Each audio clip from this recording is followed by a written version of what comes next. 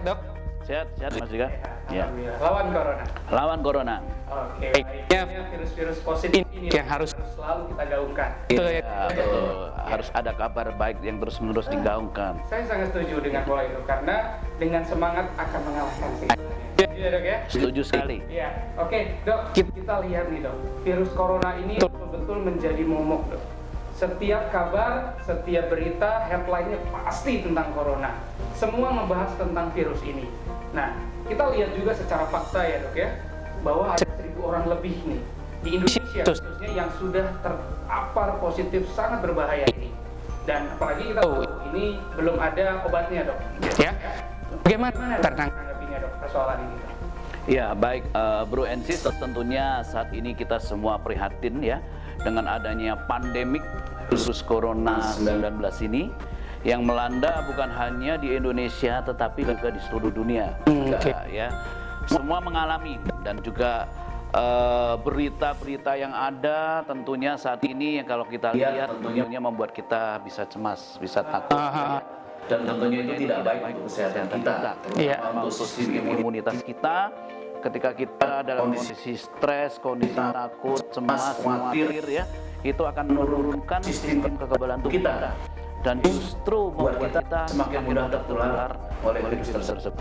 Oke, nah virus corona ini virus apa dok? Ya, sebenarnya virus corona ini sudah cukup lama ditemukan. Corona influenza, coronavirus.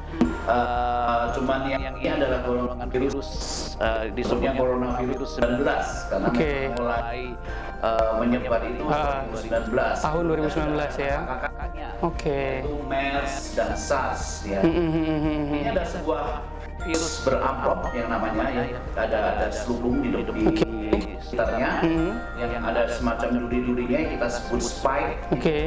Nah, kabar baik atau kabar gembiranya virus ini sebenarnya mudah dihancurkan karena spike itu terdiri dari lipoprotein, lemak ya. Dan lemak ini tentunya kita tahu mudah oleh sabun ya. Jadi sebenarnya untuk membersihkan untuk melawan virus ini sederhana yaitu dengan sabun sebenarnya kalau untuk mencegah mematikan virusnya. Seperti itu. Berarti dengan sabun aja ini bisa mematikan untuk virusnya ini ya dok ya? Yang masih di luar. Dok, kan kalau kita lihat di berita nih dok ya, kebanyakan yang terpapar positif kemudian berdampak kematian itu kebanyakan orang-orang yang usia lanjut. Kenapa fenomena itu bisa terjadi sih dok? Iya, seperti ini Mas Dika ya. Jadi orang-orang yang high risk ya, resiko tinggi, seperti usia lanjut dan kemudian orang-orang yang memang sudah memiliki penyakit kronis sebelumnya, seperti manis, dia stroke, gagal ginjal, penyakit jantung, tentunya dia akan rentan. Karena tubuhnya ini sudah sel tubuhnya di organ vitalnya sudah tidak baik. Sehingga begitu ada serangan daripada virus corona ini mengakibatkan kerusakannya akan menjadi lebih cepat, lebih masif ya, lebih menyeluruh. Jangan lupa perokok itu sangat berbahaya sekali. Perokok ya. Ini menyerang sel-sel di saluran pernapasan dan paru-paru. Ketahui bahwa para perokok ini sudah memiliki kualitas daripada saluran pernapasan dan paru yang kurang begitu baik. Berarti sangat berbahaya khususnya yang perokok ya dok ya? Perokok aktif dan juga perokok pasif tentunya? Iya pasti. Baik. Menguntungkan sekali. Berarti langsung usia lanjut itu berdampak ke komplikasinya ya dok ya? Jadi bukan ke komplikasi tapi kerentanannya, daya tahan tubuh. Daya tahannya. Usia lanjut kalau memiliki daya tahan tubuh baik tidak apa, tentunya kita tahu seorang dokter yang luar biasa ya dokter Handoko usianya sudah lanjut dia terpapar virus tapi memiliki daya tahan tubuh yang baik, sifat optimis yang bagus, bisa melewati masa-masa sulit itu. Baik, berarti memang ada metodenya gitu ya dok ya, bagaimana nanti kita bisa menanggulangi parahnya COVID-19. Nah ini, dok, kalau tadi kita udah bahas tentang virusnya ya, si COVID-19 ini yang memang saat ini sangat momok di masyarakat. Bahkan di wilayah sekitar rumah saya sampai anak kecil pun sudah tahu bahaya dari si virus ini, betul ya dok ya? Oke, kita mulai dari tindakan pencegahan dok. Oke, kita tahu bahwa yang saat ini sedang ramai di kalangan masyarakat, tindakan pencegahannya yang pertama ya, yang paling heboh nih, yaitu dengan penggunaan masker. Ya, bahkan ini luar biasanya ya dok ya, masker yang tadinya mungkin kisaran harganya 50 sampai 70 ribu per box, sekarang bisa mencapai angka 400 sampai 500 ribu. Dan susah dicari. Iya, dan itu sangat susah dicari.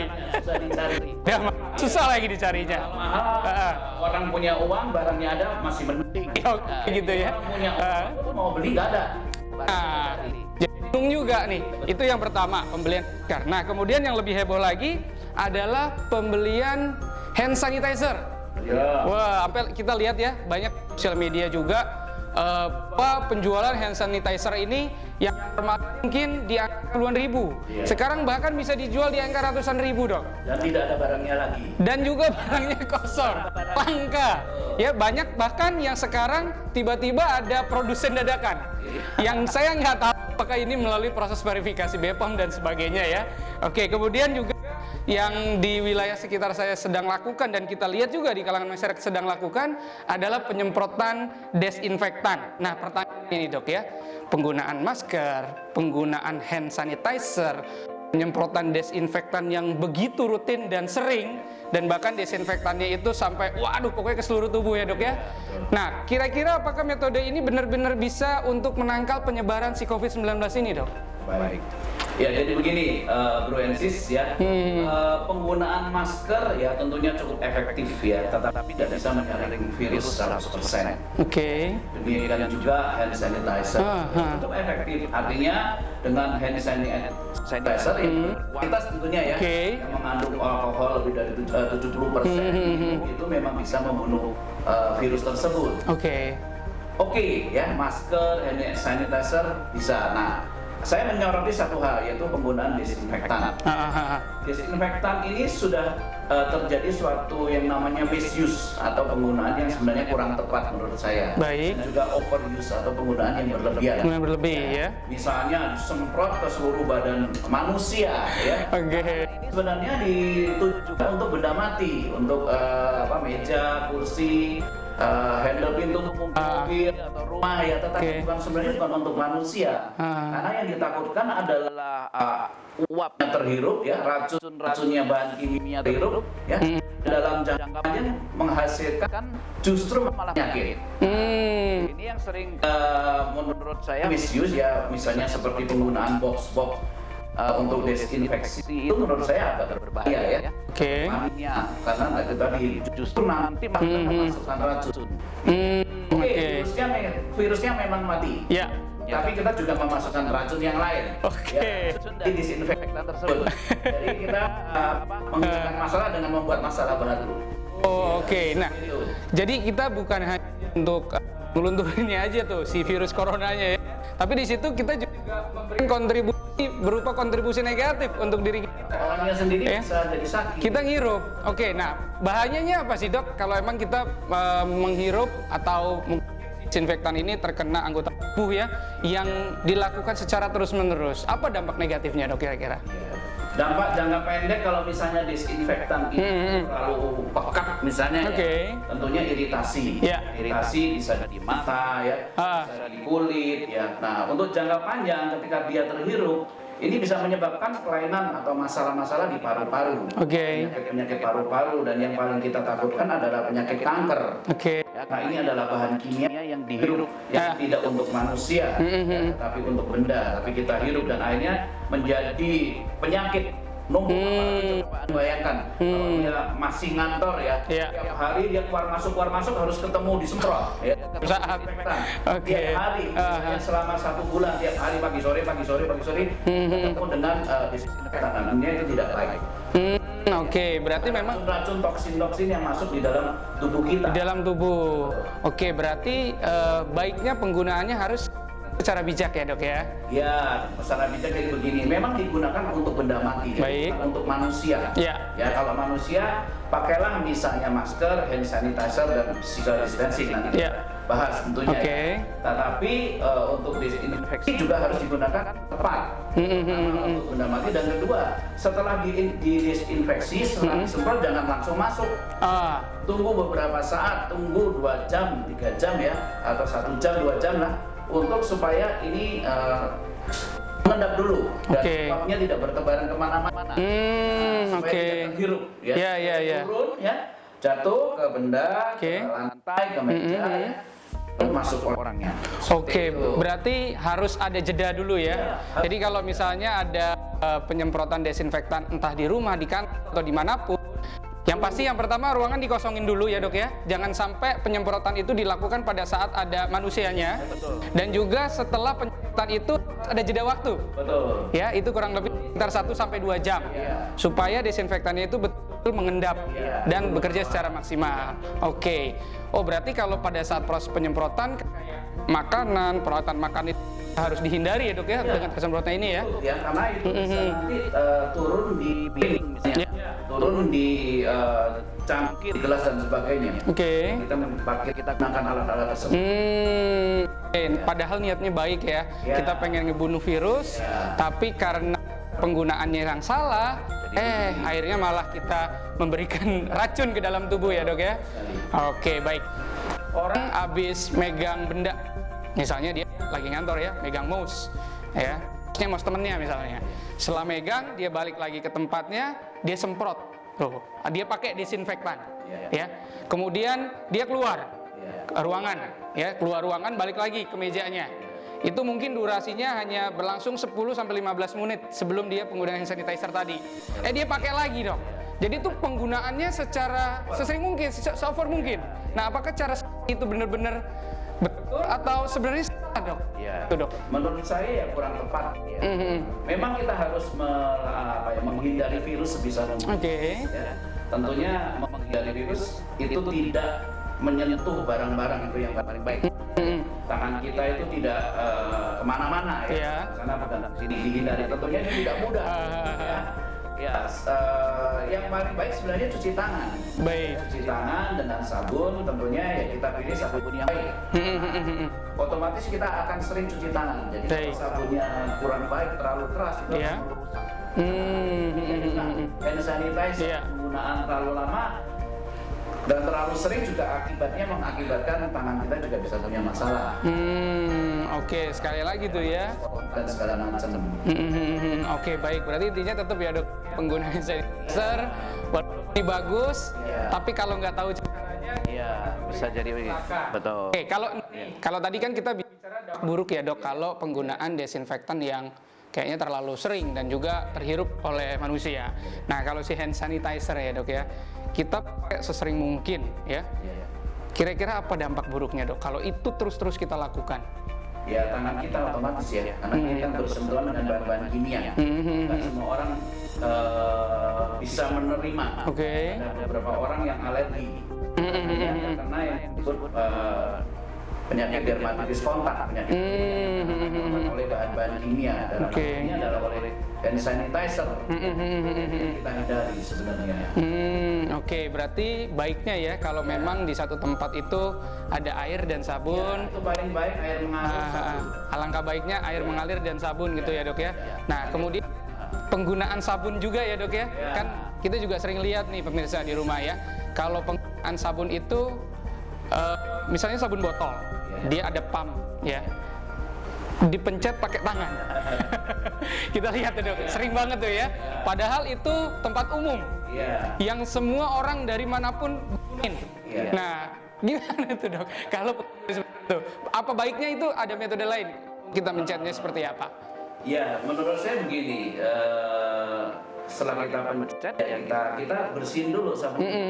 Kita bersihin, kita guyur air, baru kita semprot lagi buat kita. Cuci tangan ya. Selesai. Pencet pertama di tangan ya. Kita bersihin dulu itunya, pumpnya itu. Handle pumpnya. Setelah handle pumpnya dibersihkan, kita siram air. Kita pencet lagi untuk sabun, untuk kita baru cuci tangan. Jangan lupa kenop daripada keran. Sama berlaku melakukannya dengan pumpnya. Jadi itu ambil, bersihin ini pumpnya, bersihin kerannya, baru kemudian ambil lagi, kita cuci lagi, baru selesai. Jadi dua alat itu bersih. Oke, berarti sinkronok dari kerannya sendiri ya sama sabunnya itu betul-betul kita harus pastikan itu dalam keadaan bersih. Iya, jangan sampai nih pemirsa, kita sekali lagi baik banget. Kita ingin mencegah virus corona ya dengan kita melakukan cuci tangan secara rutin, pakai air, pakai sabun. Tapi sekali lagi kalau penggunaannya yang tidak tepat, justru ini akan menjadi bumerang untuk tubuh kita. Nah, makanya alangkah bijaknya ya kita lakukan sesuai dengan prosedurnya, sesuai dengan aturannya tentu ya Dok ya. Oke, baik. Oke Dok, tadi kita bicara soal tindakan preventifnya ya Dok ya. Berarti kayak penggunaan masker, kemudian hand sanitizer, kemudian penggunaan atau penyemprotan desinfektan yang secara rutin dan terus-menerus dilakukan itu tidak bisa untuk mencegah ya Dok ya penyebaran COVID-19 atau tidak bisa mengoptimalkan pencegahan COVID-19. Ya, maksimal sekali lah. Salah satu cara ya. Salah satu caranya ya, tapi kita tidak bisa hanya berpatokan dengan cara itu saja. Cara-cara lain juga. Oke, ada cara-cara lain. Oke, Dok, tadi udah tindakan preventifnya ya. Kemudian kita sama-sama lihat di berita ya Dok ya, bahwa WHO, World Health Organization, itu udah kasih anjuran kepada masyarakat.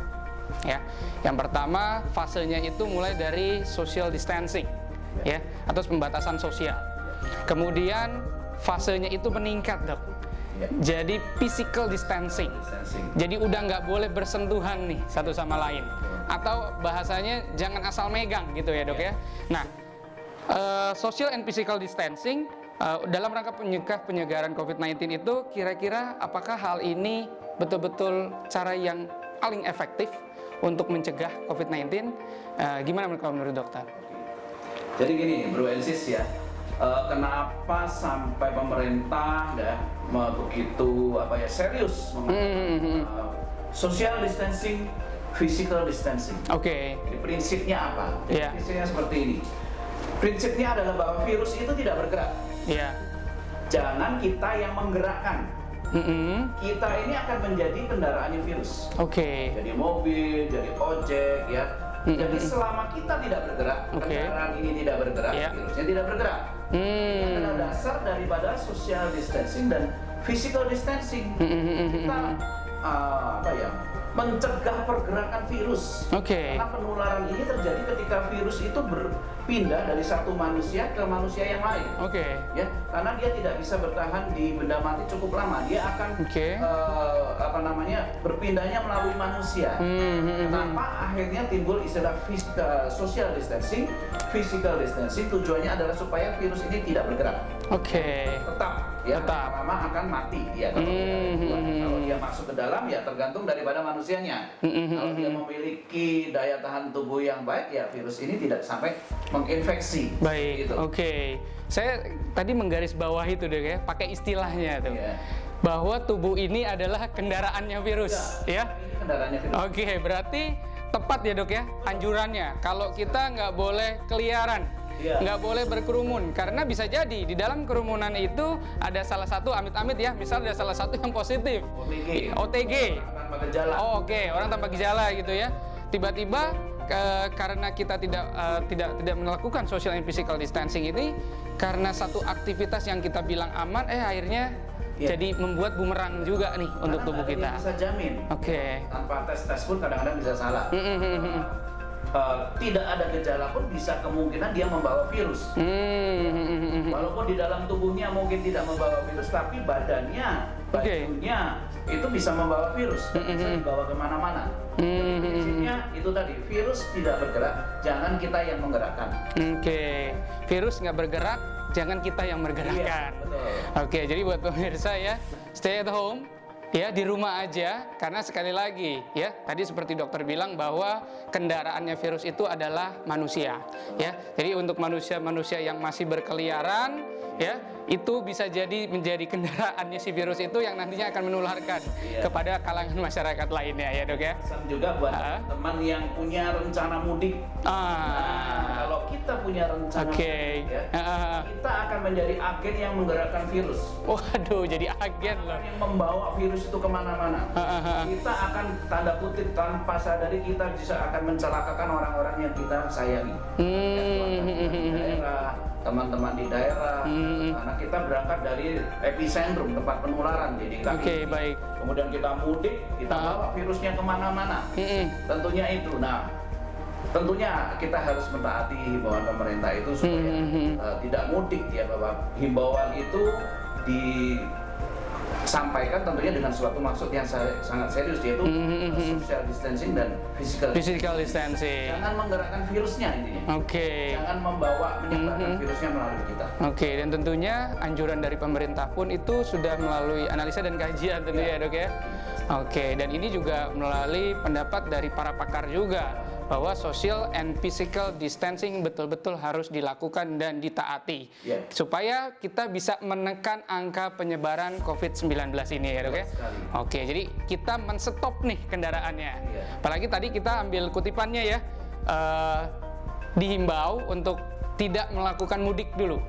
Betul ya dok ya. Karena jangan sampai kita niatnya pengen silaturahmi ya, ketemu sama orang tua dan keluarga, tapi kita tidak tahu tubuh kita sehat atau tidak ya. Kalau misalnya amit-amit nih tubuh kita nggak sehat, nah kitalah yang akan menjadi kendaraan yang memberikan dampak negatif kepada seluruh keluarga kita yang ada di kampung. Di dalam perjalanan kita bisa bertemu dengan orang-orang yang lain yang juga tidak tahu membawa virus, hanya lari ke kita, lebih sehat, tapi baju kita bawa virus. Kita peluk orang tua kita, kita, om kita aman bibi, dan akhirnya mereka tertular.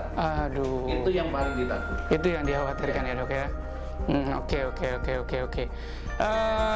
Oke dok, gini, saya tadi baca berita pagi ya, bahwa ada di salah satu daerah yang pasien positif COVID-19 banyak juga yang sembuh dok. Nah kemudian ada salah satu yang menarik ya dok, mereka bercerita bahwa mereka bisa sembuh dengan perasaan gembira. Jadi kayak mereka menyehatkan psikisnya dok, psikologinya, jadi happy seperti yang tadi dokter bilang. Nah kalau menurut dokter ya, kira-kira kalau metode kita nyehatin psikis kita dengan hati gembira, nah, apakah itu perlu dok dalam kita mencegah nih, dalam rangka mencegah dulu ya, dalam rangka mencegah penyebaran COVID-19 dan juga untuk teman-teman yang sudah positif ya. Apakah dengan hati gembira ini benar-benar menjadi satu metode yang sangat tepat untuk kita bisa membantu supaya kita bisa lebih sehat lagi, supaya kita benar-benar bisa dites negatif gitu loh dok. Menurut saya ini salah satu kunci ya, karena ketika secara psikologis ya, kondisi suasana hati kita tidak bagus, kita cemas, kita takut, kita tercekam, suasananya mungkin mencekam ya, itu akan mempengaruhi sistem imunitas di dalam tubuh kita, yang membuat kita ini rentan sekali ya. Pertama rentan tertular otomatis, dan kedua ketika sudah tertular kita lama untuk sembuh, bahkan bisa tidak sembuh ketika kita memang memiliki sistem kekebalan tubuh atau sistem imunitas itu rendah sekali, mudah tertular. Walaupun di sekitar kita mungkin ada orang-orang yang sakit.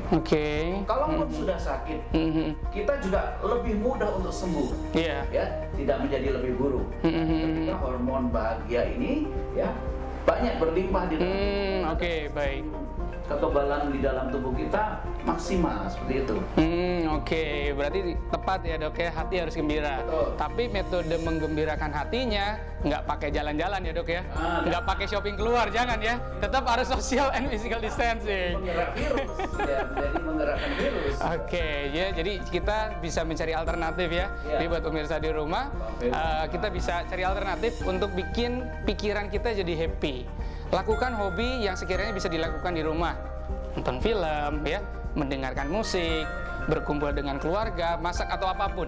Yang penting aktivitas itu bisa membuat kita happy atau bahagia ya dok ya. Ini kesempatan untuk family time. Oke. Ada hikmahnya juga ya. Oh iya, setuju dok ya. Social distancing, Iya. selama ini bapak anak istri jarang ketemu, tidak mau harus bertemu, Ya. dipaksa oleh keadaan. Iya. Nah, ini untuk meningkatkan kualitas dari family time kita yang Oke. selama ini mungkin kedodoran ya, harus kerja ya dari pagi sampai Sore, ya sampai malam bahkan. keluarga. Oke, Ya. ada sisi positifnya dok ya. Pasti. Jadi secara nggak langsung kita menjaga harmonisasi keluarga lagi ya, karena kesempatan. Jangan Setuju. miss lagi. Oke. Kita di depan gadget aja dengar berita bukan bagus malah stres. Betul. Baca-baca hoax. Kan untuk family time, meningkatkan kualitas family time. Kualitas keluarganya itu ya. Tapi jangan sampai berkeluarganya itu berkumpul tapi sibuk dengan gadget masing-masing. Itu berkumpul fisiknya doang, tapi hatinya enggak. Oh iya, itu yang dibilang jauh di mata dekat di hati ya. Yang jauh kelihatan di depan mata, yang dekat malah menjauh gitu ya dok ya. Oke, setuju ya dok ya. Berarti kita harus happy, itu yang paling penting ya dok. Jadi insya Allah dengan hati happy inilah yang nantinya akan membantu kita untuk mencegah penularan si COVID-19 ini. Dan juga buat para pasien positif COVID-19 ya, mungkin nanti bisa dengarkan juga dari anjuran dokter ya, bahwa tetap kita harus menjalani semua ini dengan hati gembira, dan kita harus yakin bahwa fase COVID-19 ini akan berlalu. Dan kita sama-sama berdoa ya dok ya, semoga negara kita Indonesia ini cepat pulih keadaannya. Satu hal lagi saya ingin menyampaikan kabar baik. Oke. Kabar baik begini, walaupun COVID-19 Corona ini cepat menular, tapi sebenarnya dia juga banyak kelemahan. Satu tadi, dengan sabun aja sudah mati. Harus pakai sabun yang paling penting ya. Sabun aja udah mati. Yang kedua ya, kalau virusnya nggak bergerak ya nanti mati sendiri. Nah, yang ketiga adalah ketika tubuh kita sehat, ya virus sendiri tidak bisa berkembang dengan baik. Itu adalah kabar-kabar gembira yang sebenarnya tingkat kematiannya ya, tingkat persentase kematian itu sebenarnya cuma 2%. 2% saja. Jadi misalkan 100 orang terkena COVID, itu meninggal paling 2 orang. Ya. Jadi seperti itu. Jadi ini adalah kabar-kabar baik, tentunya membuat kita juga semakin optimis ya. Asal kita disiplin, kita mempunyai suasana hati yang setuju baik, dok, setuju. kita bisa memerangi COVID-19. Oke, setuju ya. Menang. Dan pastinya menang. Dan kita nggak boleh kalah. Iya. Ya, jadi kuncinya kita juga harus semangat, dan kita harus yakin bahwa fase COVID-19 ini pasti akan terlewati dan kita menang. Oke, baik. Oke dok, tadi saya ada dengar kutipan juga ya, kita harus sehat yang paling penting. Karena tadi kalau tingkat preventifnya, yang pertama kita social and physical distancing, itu satu ya.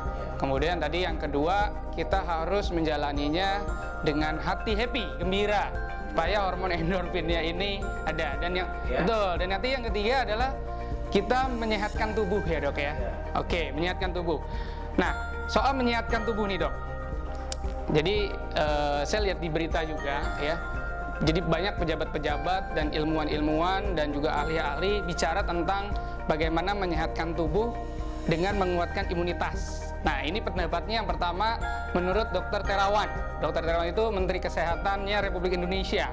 Jadi beliau bilang atau menyinggung soal imunitas juga dok. Jadi jangan hanya kita mementingkan dengan penggunaan masker terus, tapi kita harus mementingkan juga imunitas. Itu yang pertama. Kemudian ada juga pendapat dari salah satu profesor, namanya Profesor Mark Pellegrini, itu pakar penyakit menular di Australia, yang beliau juga menyinggung dok, bahwa kita harus betul-betul menguatkan imunitas untuk menjaga kesehatan kita. Nah, pendapat dokter nih tentang hal itu dok, kita kuatin imunitas, apa betul dok untuk menjaga kesehatan itu? Iya, saya bilang ini adalah kunci utama. Setelah yang pertama tadi kita tidak menjadi agen penggerak virus. Nah, yang kedua itu secara eksternal. Ya. Cuci tangan, hand sanitizer, disinfektan, ya kita physical social distancing. Itu adalah faktor eksternal. Nah, faktor internal buat kita sendiri, tubuh kita sendiri bagaimana. Nah, kuncinya memang di imunitas atau di sistem imunitas atau sistem kekebalan tubuh kita.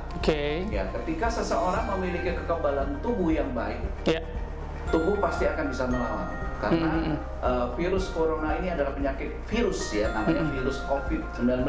Penyakit virus itu adalah penyakit yang sebenarnya adalah self-limited disease, penyakit yang bisa sembuh dengan sendirinya melalui kekuatan di dalam tubuh kita. Jadi kuncinya sebenarnya sang penyembuh itu adalah tubuh kita sendiri. Dalam hal ini adalah sistem imunitas kita. Itu kunci utama. Jadi sangat penting bahwa kita bisa memiliki suatu sistem kekebalan tubuh, sistem imunitas yang baik. Ya, pertama ya, mencegah kita tertular. Walaupun tadi seperti saya katakan kita ada di sekeliling orang-orang yang membawa virus. Yang kedua, kalaupun sudah tertular, tidak akan menjadi sakit parah. Dalam waktu yang tidak terlalu lama kita akan pulih dan sembuh kembali. Ingat, ini adalah self-limited disease. Penyakit yang bisa sembuh sendiri. Jadi itu kuncinya. Kuncinya itu imunitas kita. Di imunitas. Jadi ibaratkannya kita membangun benteng. Benteng tubuh kita ya. Kita punya tentara-tentara di dalam tubuh kita yang kita disebutnya antibody itu untuk melawan pada si virus tersebut. Berarti diibaratkan saat ini nih kita lagi diserang, Dok. Ya. Jadi kita yang pertama harus menjaga benteng kita kuatin sekuat mungkin supaya peperangan itu bisa kita menangkan. Betul ya, Dok ya? Jadi intinya tadi yang ketiga adalah kita harus menguatkan imunitas kita. Imunitas kita, tubuh kita. Baik. Nah, saya sangat tertarik nih, Dok, dengan tadi nih soal imunitas ya. Nah, imunitas ini kalau saya dengar ya, Dok ya, dia akan menurun ketika orang banyak aktivitas. Orang berpikir terlalu berat, orang stres, kemudian dan lain sebagainya deh. Ya. Nah, kalau imunitas ini kira-kira faktor apa saja sih, Dok? Kira-kira yang bikin orang tuh lama-kelamaan imunnya tuh akan menurun dengan aktivitas dia. Ya, ini penting sekali ya, Bro and Sis, bahwa seperti tadi dikatakan bahwa kunci melawan COVID itu selain tadi physical distancing, tidak menggerakkan virus secara internal, ada bagaimana kita menguatkan tubuh kita, bagaimana kita memelihara bahkan meningkatkan sistem kekebalan tubuh kita untuk tubuh kita sendiri yang melawan virus tersebut. Ya, tadi kan ditanya sama Mas Tiga ya, apa saja sih yang membuat sistem imunitas kita ini menurun? Pertama tentu yang tadi saya katakan ketika kita stres. Stres itu paling banyak unsur persentasenya yang membuat imun kita itu turun. Orang begitu stres, begitu depresi, begitu cemas, putus pengharapan, wah langsung dropnya cepat sekali. Apalagi ada perasaan marah, perasaan kesel ya, itu akan membuat sistem imunitas kita akan drastis turun. Nah, yang kedua adalah kelelahan fisik, kurang tidur, kurang istirahat, bekerja over ya. Makanya teman-teman sejawat banyak yang meninggal karena itu tadi bekerja over, kurang istirahat, dan akhirnya sistem imunitasnya turun drastis. Dan kemudian adalah bagaimana pola makan kita. Apakah kita cukup mendapatkan gizi atau tidak? Kalau pola makan kita jelek, makannya gorengan terus COVID, makannya gorengan. Kayak menu wajib tuh ya. Makanan terus otomatis itu akan mempengaruhi. Dan yang saya katakan di awal tadi, merokok. Merokok jelas akan menurunkan imunitas. Bukan hanya imunitasnya, tetapi kondisi tubuh kita sendiri, terutama saluran nafas dan paru-paru akan menjadi kurang baik. Ketika dihantam oleh virus COVID, tidak akan siap, tidak akan bisa bertahan cukup. Jadi benar ya, Dok ya, harus tidur cukup dan istirahat ya. Harus dijaga dan kita hindari tadi faktor-faktor yang menyebabkan turunnya daripada sistem imunitas tersebut. Berarti sekali lagi ada nilai positif juga ya, Dok ya, dengan anjuran di rumah aja. Jadi kita juga bisa menjaga imunitas kita dengan istirahat atau tidur jadi lebih teratur ya, Dok ya. Dan juga kita bisa menjaga pola makan, karena kan kalau di rumah kita nggak beli, kita olah sendiri ya. Semua makanannya ini kita olah dan pastikan benar-benar ini sehat. Ya. Betul ya dok ya. Oke, Dokter Indra ya. Tadi kita sudah bicara tentang COVID-19 ya, kemudian kita bicara soal tindakan preventifnya, kemudian hal-hal yang salah juga dok ya. Kemudian yang terakhir kita bicara soal tips bagaimana penyebaran COVID-19 dengan meningkatkan imunitas. Ya. Oke, nah tadi kita juga pengen nanya nih dok, kira-kira kalau kita ingin meningkatkan imunitas kita ya, apa aja nih dok tipsnya untuk meningkatkan imunitas yang tentunya praktis, kemudian aman, dan tentu hasilnya optimal. Ya. Gimana nih dok? Ya, tentunya ada beberapa tips ya, sekalian bagaimana kita meningkatkan imunitas kita. Oke. Katakan bahwa ini adalah peperangan. Ketika kita ini kan sekarang kita dalam medan pertempuran, kita sedang berperang melawan virus COVID-19, virus corona, dan bagaimana kita bisa menang. Bagaimana kita bisa menang adalah bagaimana kekuatan ya, dan tempur kita ya, tentara-tentara yang kita miliki untuk menyerang virus ini apa supaya dan benteng di dalam tubuh kita ini apa supaya kita tidak mudah diserang, menyerang kembali. Ya. Jadi dalam hal ini kita berbicara dua hal. Satu, bagaimana kita mempunyai benteng yang kuat. Dan kedua, bagaimana kita menyerang.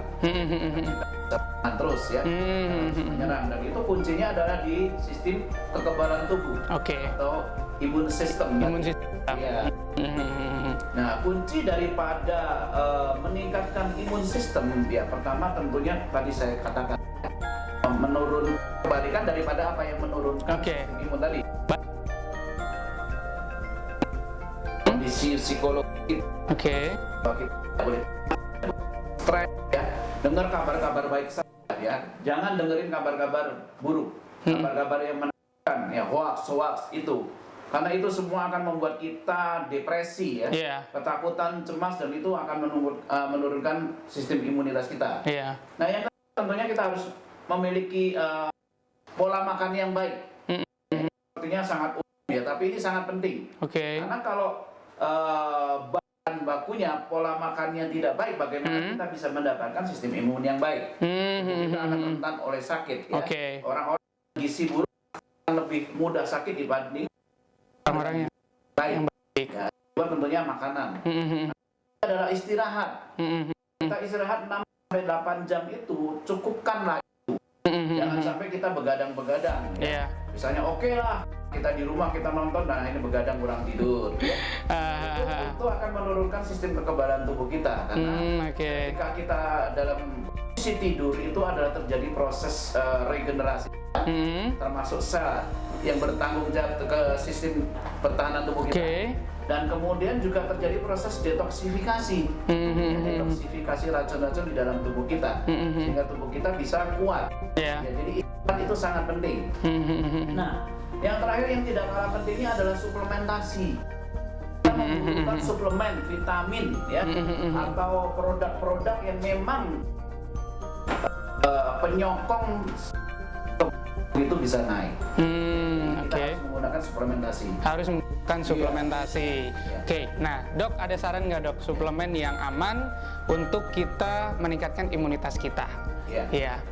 Ya kalau kita lihat berita yang disarankan kan vitamin C, vitamin E itu baik nggak baik? Itu baik karena itu adalah antioksidan. Apa sih yang diambil dari vitamin C dan vitamin E-nya supaya itu bisa bermanfaat di dalam virus? Itu adalah sifat antioksidannya. Ya. Tapi ada satu produk yang mempunyai antioksidan yang sangat tinggi, yang disebutnya master daripada antioksidan. Nah, produk ini justru akan membuat sistem imun kita akan bergerak secara maksimal, karena ini adalah makanan utama, bahan baku utama untuk sistem imunitas kita ini terbangun. Jadi kan dikatakan bagaimana sih supaya imun kita bisa meningkat? Ya bahan bakunya ada nggak? Nah, bahan baku yang paling baik ya selain makanan ya, tentunya adalah produk ini, jenis zat ini yang akan meningkatkan sistem imunitas kita. Berarti ada suplemen rekomendasinya dok ya? Suplemen rekomendasi yang boleh dibilang saat ini tidak ada dua di dunia. Ini satu-satu yang bisa meningkatkan secara maksimal. Iya. Karena suplemen ini mengandung bahan baku yang memang diperuntukkan sistem imunitas. Oke. Kira-kira apa tuh dok suplemennya dok? Ya. Ada sebuah produk yang namanya Immunokal. Ini dibuat di Kanada, ya, sudah masuk Indonesia. Ini adalah sebuah protein, ya, sebenarnya protein yang berguna. Sifatnya dia adalah bahan baku daripada glutathione. Oke. Kita bicara lagi mengenai glutathione, ya. Iya. Glutathione itu adalah protein di dalam tubuh kita, dalam sel kita yang sangat bermanfaat untuk keberlangsungan hidup sel, untuk beraktivitas, Iya. menggerakkan semua proses metabolisme, dan juga untuk sistem imunitas. Oke. Ini kan tadi saya katakan ini adalah bahan baku untuk supaya sistem imunitas kita itu bisa maksimal. Yaitu glutathione. Glutathione. Oke. Tadi terkandung di dalam satu suplemen produk yang bernama Immunokal. Oke. Jangan salah, jadi Immunokal ini tidak mengandung glutathione-nya. Iya. Ya, karena glutathione itu ada di dalam tubuh kita sendiri. Oke. Diproduksi di dalam tubuh kita sendiri. Iya. Dan itu cuma masalahnya semakin tua, semakin bertambah usia kita, glutathione ini semakin turun. Makin turun. Kadarnya semakin rendah. Kenapa Baik. tadi dikatakan di awal, ya? Kenapa kok orang-orang itu rentan? Iya. Ya, karena memang salah satu faktor di dalam tubuhnya glutathione ini yang penting menjaga sistem kesehatannya sudah turun rendah-rendah. Dan bahan bakunya nggak ada. Nah, Immunokal ini mengandung bahan baku untuk glutathione yang disebut prekursor glutathione. Prekursor glutathione. Prekursor glutathione atau bahan baku atau makanan utama untuk glutathione di dalam tubuh kita. Oke. Berarti ini memang si Immunokal ini yang perannya sebagai prekursor. Ya, Prekursor glutathione tadi. Karena Oke. banyak mungkin glutathione itu tidak bisa masuk secara oral Oke. melalui mulut pencernaan karena dihancurkan oleh sistem pencernaan. Bisa disuntikan atau yaitu tadi yang kita berikan itu adalah prekursornya. Prekursornya. Karena di dalam tubuh kita sendiri glutathione itu bisa disintesis. Oke. Berarti tipsnya, suplemen rekomendasinya untuk imunitas adalah Immunokal ini. Selain yang tadi ya. Ini adalah untuk suplementasinya yang saya rekomendasikan adalah Immunokal. Adalah Immunokal. Oke. Dok, dengan Immunokal aja cukup? Atau ada mix dengan suplemen lain ya? Ada istilahnya adalah gandengannya atau partnernya, yaitu kita memerlukan mineral supaya Immunokal ini bisa bekerja dengan baik. Juga mineral ini berfungsi untuk dan bertanggung jawab terhadap sistem kekebalan tubuh, yaitu pertama adalah zinc dan selenium. Zinc dan selenium. Rekomendasinya adalah ICMD. Ionic Concentrate Mineral Drop. Itu adalah konsentrat dari mineral yang bisa dipastikan penggunaannya dengan Immunokal. Tujuan untuk meningkatkan sistem kekebalan tubuh kita. Untuk meningkatkan sama-sama sistem kekebalan tubuhnya. Jadi untuk kandungan mineralnya ya dok ya. Kayak untuk mencukupi kebutuhan mineral harian ya dok ya. Sarannya adalah Ionic Concentrate Mineral Drops. Oke. Nah dok, untuk kedua produk suplemen ini ya. Saya agak tertarik nih dok, khususnya yang di Immunokal nih ya. Tadi kan fungsinya si Immunokal ini untuk menguatkan imunitas. Nah ini si Immunokal ini bekerja di dalam tubuhnya itu seperti apa dok? Ya, jadi tadi seperti katakan dia adalah prekursor glutathione.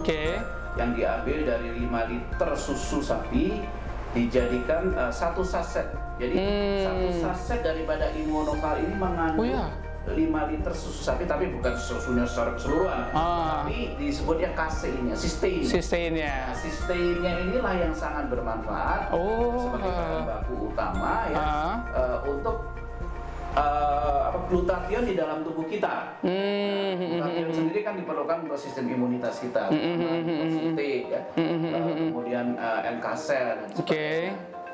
Oke, berarti si Immunokal ini ya dok ya, yang tadi setara dengan 5 liter susu sapi. Itunya. Wah, saya ngebayangin 5 liter itu banyak banget. Dan itu terkandung di dalam satu saset Immunokal. Satu saset 10 gram. Satu saset Immunokal. Oke, berarti setelah masuk ke dalam tubuh, dia berperan sebagai prekursor glutathione, ya, dan itulah yang nantinya akan membantu untuk meningkatkan imunitas tubuhnya ya. Kunci bagaimana sistem imunitas kita ya, jadi booster ya, untuk memperkuat daripada sistem imunitas kita. Oke, si Immunokal ini ya dok ya. Oke, ini tertera di dalam boxnya ini, satu box isinya 7 saset. Iya, Ya, 7 saset. Iya. Kalau misalnya tadi dikalkulasikan satu saset sama dengan 5 liter susu sapi, Iya. berarti di dalam satu box Immunokal ya, atau 7 saset mengandung 35 liter susu sapi. Nggak tahu sapinya berapa banyak. Waduh, Ya. saya kebayangnya sebanyak apa gitu ya. Banyak. Oke ya, dan semuanya tergantung di Immunokal. Iya. Sehingga tips suplemen yang direkomendasikan oleh Dokter Indra untuk menguatkan sistem imunitas tubuh. Sistem imunitas tubuh ya dok ya. Yang tadi untuk menangkal berbagai macam virus, ya kita gunakan Immunokal ini. Iya. Fungsinya sebenarnya bukan hanya sekedar imunitas. Oke. Yang pertama. Iya. Ya. Yang kedua adalah sebagai antioksidan. Sebagai antioksidan. Ini adalah master antioksidan. Hmm. Seperti kita ketahui ketika virus corona masuk di dalam tubuh kita, menyerang Oke. tubuh kita, menyerang sel, merusak sel, terjadilah proses yang namanya pengeluaran radikal bebas di dalam Oke. tubuh kita. Dan radikal bebas ini merusak, namanya stres oksidatif.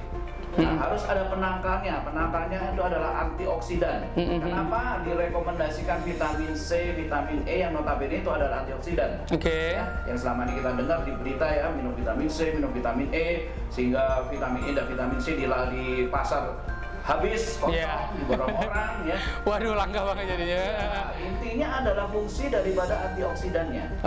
Oke. Nah, antioksidan inilah yang sebenarnya bisa menetralisir radikal bebas. Nah, si Immunokal ini jadi berperan juga tuh ya tadi dok ya, sebagai proses detoksifikasi dan juga sebagai suplemen yang melakukan regenerasi sel. Regenerasi sel, oke. Antioksidan juga ya. Dan antioksidan. Makanya disebutnya ini adalah bukan hanya sebagai nutrisi, bukan hanya suplemen nutrisi, Oke. tapi suplemen yang sifatnya nutraceutical. Ya, Nutraceutical. kita sebutnya Immunokal ini nutraceutical. Jadi gabungan antara nutrisi dan farmaceutical. Jadi artinya bisa membantu memberi efek terapi atau memberikan efek kesembuhan, sehingga banyak kan terutama di luar negeri ya Oke. digunakan sebagai terapi ajuvan, sebagai tambahan untuk penyakit-penyakit kanker dan penyakit berat gitu ya. Tapi pada saat ini karena kita lagi berbicara tentang virus corona ya sangat-sangat efektif untuk virus corona. Jadi, Oke. saya bilang saat ini adalah paling efektif ya kalau Paling dari efektif. segi suplementasi. Suplementasi ya. Ya. Oke, berarti Immunokal ini yang kuncinya ya dok ya untuk melawan COVID-19 dengan imunitas ya. Tapi sekali lagi disembuhkan oleh tubuhnya sendiri, namun dibantu dari luar dengan penggunaan suplemen untuk imunitas ini. Suplemen yang baik. Suplemen yang baik. Terbaik. Dan yang terbaik. Oke, yang pasti aman dan juga halal ya dok ya. Aman, halal karena semua sudah ada izinnya. Oke, baik. Namanya Immunokal. Jadi bentuknya seperti ini. Kalau Bro and Sis yang belum pernah lihat, ya. Jadi kalau nanti Bro and Sis ya untuk info lebih lanjut tentang produk Immunokal atau misal Bro and Sis tertarik untuk mengonsumsi Immunokal, silakan Bro and Sis bisa menghubungi nomor layanan yang ada di bawah ini. Ya, dan juga kalau misalnya mau konsultasi, ya, bisa juga ada nomor layanan di bawah ini. Oke, nah, Saya sedikit pesan ini Pak Mas Adika. oke, gimana dok? Kalau kita lihat kondisi terakhir, yaitu banyak sekali teman-teman sejawat dokter yang berguguran. Sedih dan sangat memprihatinkan. Mereka adalah garis-garis depan yang saat ini bertempur ya. Mau tidak mau bekerja ekstra dan karena bekerja ekstra keras akhirnya mereka tahan ya. Karena kelelahan sistem imunitasnya pasti drop. Bagaimana supaya teman-teman di garis depan ini juga mendapatkan sesuatu bantuan ya supaya mereka juga bisa bertahan untuk bertempur. Karena mereka ini adalah tentara di garis depan. Kalau sampai mereka tidak diperhatikan, tidak mendapatkan suplementasi atau bantuan yang benar-benar dan bagus dan pas ya, kasihan sekali. Teman-teman ini mereka terpapar langsung. Gitu. Jadi saya sangat mengharapkan teman-teman sejawat ini juga bisa mengkonsumsi Immunokal ini sebagai salah satu memperkuat ya teknik pertahanan tubuh mereka. Oke, karena mereka lah garis terdepan itu ya. Garis depan dan Garis terpapar terus-menerus dan mereka sangat lelah. Di situ kuncinya. Oke, baik. Berarti bukan hanya pasiennya saja yang konsumsi monokal, namun juga dokternya Tapi juga. semua yang berada di garis depan, relawan semua sebenarnya sangat perlu ya. Pada saat itu. Cuman karena tadi saya bilang dokter-dokter dan para medis dan relawan ini ada di garis depan, Oke. terpapar terus-menerus dan masalahnya mereka itu sangat kelelahan. Oke. Nah, itu yang perlu dibantu sebenarnya. Oke. Suplementasi yang tepat. Suplementasi yang tepat. Oke, kata kunci suplementasi yang tepat. Suplementasi yang tepat. Siap, oke. Baik dokter ya, tadi kita sudah bahas tentang salah satu produknya yang untuk imunitas, yaitu Immunokal. Nah, bagaimana nih dok, kalau yang si kecil mungil ini nih dok, ya, kecil mungil tapi kayaknya khasiatnya oke gitu ya, si Ionic Concentrate Mineral Drops atau ICMD. Nah, kalau si ICMD ini bagaimana dok berperan di dalam tubuhnya tuh dok? Ya, jadi di dalam tubuh kita itu membutuhkan yang namanya mineral. Walaupun dalam jumlah kecil, Ya. itu hukumnya wajib. Oke. Ya, kalau kita kurang mineral, pasti tubuh kita tidak bisa berfungsi dengan baik. Semua proses metabolisme di dalam tubuh kita memerlukan mineral. Tetapi kan tidak cukup dari diet kita sehari-hari. Kalau proses memasak kita salah, ya, kekuatan mineral ini rusak. Ya. Makanya diperlukan sekali lagi suplementasi mineral ya, yang aman, dosisnya juga sudah pasti, dan cukup adekuat ya, tepat guna maksud saya. Tepat guna. Karena ICMD itu mengandung 82 trace mineral yang sangat berguna di dalam tubuh kita. Jadi tentunya penggunaan bersama dengan Immunokal ini sangat penting dan bisa dicampurkan ya, diteteskan dan kemudian dicampur dengan Immunokal dan diminum. Oke, berarti kolaborasi ya dok ya dari kedua produk ini ya. Itu akan sangat efektif. Oke, nah jadi buat Broensis juga yang di rumah ya, yang pengen tahu tentang produk ICMD, jadi perlu saya sampaikan juga bahwa ICMD ini ada dua ukuran ya dok. Ya, ada ukuran yang 60 mili yang besar ini, dan juga ada yang ukuran 30 mili. Nah, jadi buat yang kayaknya pengen juga untuk merasakan manfaat baik dari tadi selain produk Immunokal, Broensis pengen ngerasain untuk produk ICMD. Nah, Broensis bisa menghubungi nomor layanan yang ada di bawah ini semua. Ya, supaya nanti Broensis bisa juga terpapar informasi tentang bagaimana cara penggunaannya, kemudian kalau misalnya untuk masalah kesehatan tertentu, berapa dosisnya dan lain sebagainya. Dan pasti tentunya semua produknya ini aman ya, Dok? Aman. Aman. Dan juga gini, Dok, pertanyaannya. Kalau misalnya nih ya, ada orang yang sudah sakit, kemudian dia konsumsi obat yang direkomendasikan oleh dokter. Nah, apakah bisa mereka mengkombinasikan penggunaan obat dokter dengan suplemen ini, dan gimana caranya tuh dok untuk mengkombinasikannya? Baik, saya rasa tidak masalah karena ini bukan obat. Jadi jangan salah kaprah bahwa ini adalah satu obat. Ini adalah suplemen atau makanan, nutrisi. Kita sebutnya nutrisi nutraceutical. Nutraceutical. Jadi tidak masalah. Digunakan bersama-sama dengan obat dokter. Kalau mau yang terbaik ya diberikan jeda waktu 1-2 jam ya, supaya bisa diserap maksimal kita. Jadi intinya sama sekali tidak masalah, justru akan menjadi tadi kan dikatakan ini sebagai terapi adjuvan, yang mensupport terapi sebelumnya. Bisa bersama-sama dengan obat-obat yang sudah ada. Saya percaya ketika ini digunakan bersama-sama dengan obat yang ada dan terapi yang sudah ada saat ini untuk COVID, ini akan sangat membantu dan dengan bersinergis mempercepat kesembuhan daripada si pasien yang sudah sakit. Yang sudah sakit. Jadi menurut saya ini sangat baik. Saya sangat merekomendasikan. Sangat direkomendasikan, dan juga yang pasti aman ya dok ya, kalau dia tetap mengonsumsi obat-obatan yang diberikan oleh dokter atau obat-obatan medis ya, dan mereka juga ingin merasakan manfaat baik dari si Immunokal dan ICMD ini. Karena ini sekali lagi bukan obat. Ini jadi tidak berkontraindikasi atau bertabrakan. Justru akan saling mensupport. Saling mendukung ya. Dari segi nutrisinya ya. Baik. Berarti sudah secara gamblang ya dok ya, sampaikan ya, bahwa kita bisa melawan si COVID-19 ini dengan imunitas ya, salah satunya tadi ya, kita bisa melakukan social and physical distancing, kemudian kita bisa melakukan aktivitas segalanya dengan hati gembira dan happy supaya hormonnya keluar ya dok ya. Dan yang terpenting adalah kita menjaga dan menguatkan imunitas tubuh kita.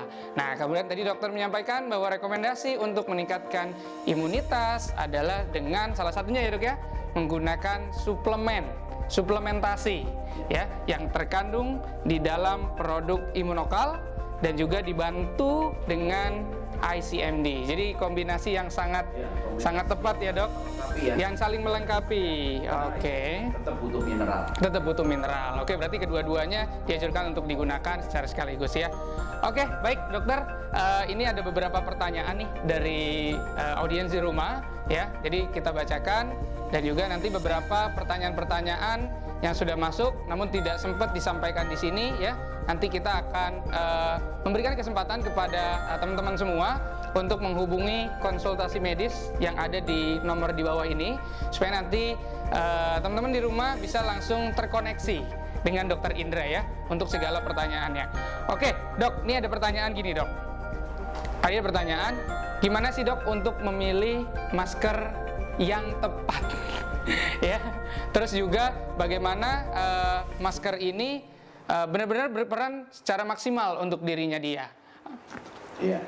Jadi masker yang tepat ini sebenarnya macam-macam ya, karena masker tujuannya kan sebenarnya supaya virus itu tidak masuk di dalam droplet ya. Droplet dari orang itu tidak mengenai kita. Kemudian ketika kita sendiri batuk, kita juga tidak menularkan orang. Kita sakit, kita batuk tertahan oleh masker. Ini ada kriteria masker-masker yang tentunya masker-masker untuk medis, seperti surgical mask, ya, atau N95 itu juga baik. Tapi sekarang kan sangat sulit didapatkan.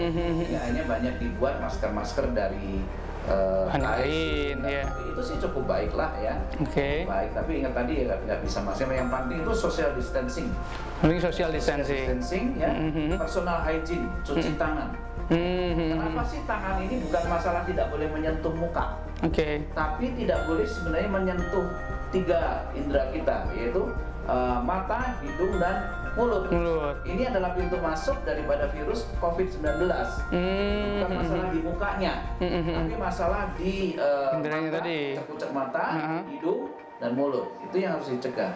Jadi masker itu sebenarnya mencegah masuk dari hidung dan mulut. Dari mata ya, kalau kita kucek-kucek pakai masker ya percuma.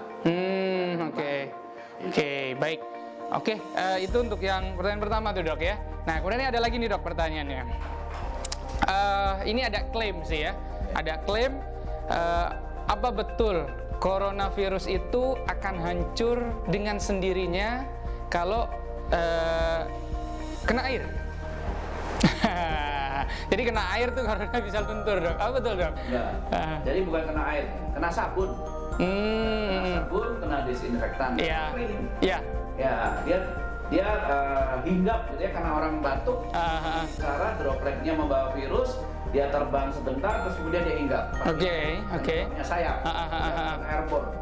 Penyebarannya bukan melalui udara, melalui orang, melalui penggerak. Penggerak. Nah lama-lama dia nempel di baju, di kain, di plastik, ya lama-lama kering mati. Jadi bukan karena air sebenarnya. Bukan karena air. Air doang ya nggak bisa, kalau harus ada dicampur sabun. Kenapa perlu ada disinfektan gitu untuk pel ya. Jadi sebenarnya rajin ngepel itu penting. Ya rajin ngepel, rajin bersihin handle pintu. Nah jadi buat bro and sis di rumah ya, jangan kemana-mana. Salam sehat untuk kita semua. Terima kasih ya, dan selamat siang. Lawan Corona.